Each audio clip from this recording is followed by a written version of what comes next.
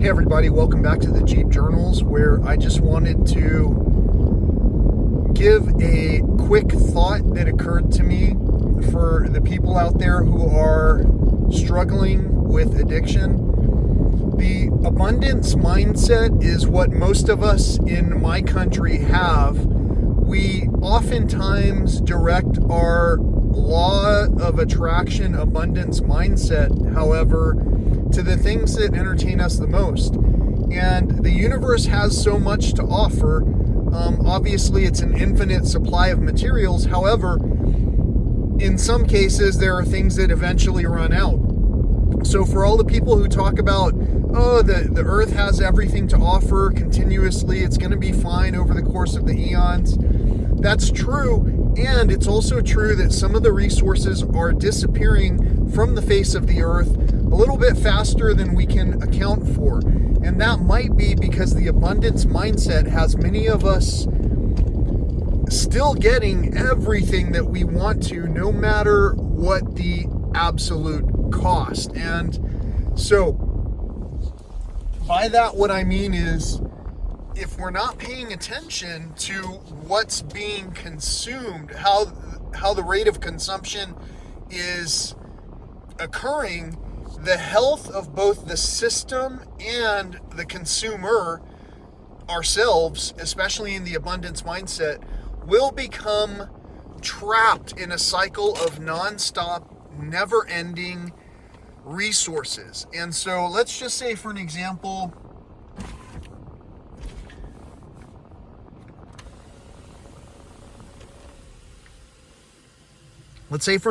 we like, what's a popular thing? Apple pie in America. Let's say that we like apple pie.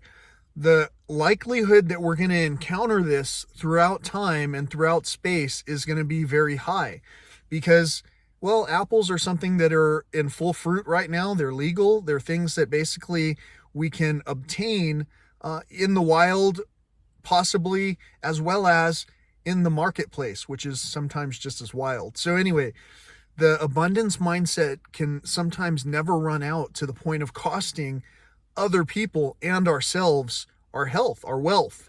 So let's just say, for an example, if somebody wants to stop smoking, and if they're trying to stop but still hanging out with smokers, and then basically let's say that they don't hang out with smokers, but they hang out with people who allow that, who essentially enable those activities.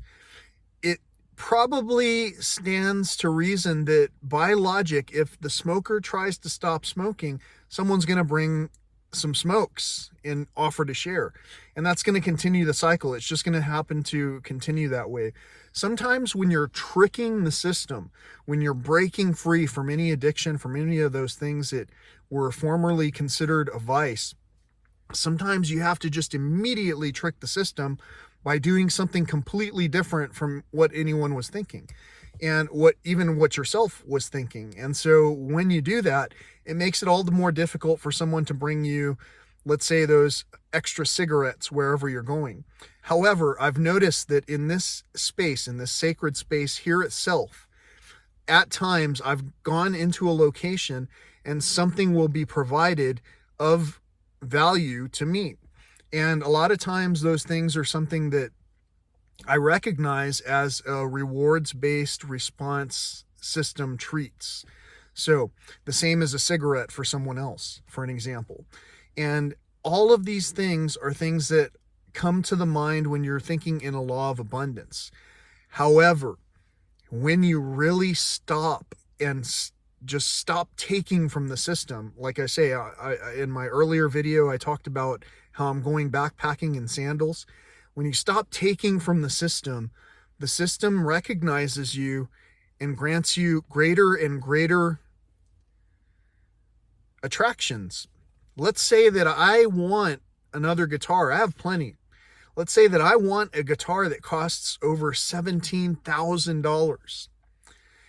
In some instances, based on this law of attraction and the way that our minds work, in some instances, detaching ourselves from any contact with that item, especially if it calls almost unnaturally to you, detaching yourself from it and just letting it go will provide that item to an opportunity to call back to you if it is also attracted to you. So I'm talking about guitars. This could work for anything. Imagine you're trying to break a smoking habit.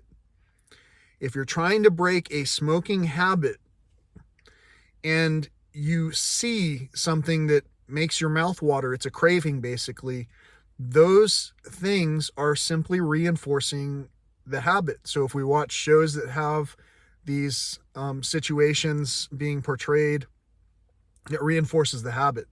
So when I talk about nature being nurture, nature is absolutely the number one place to restore health.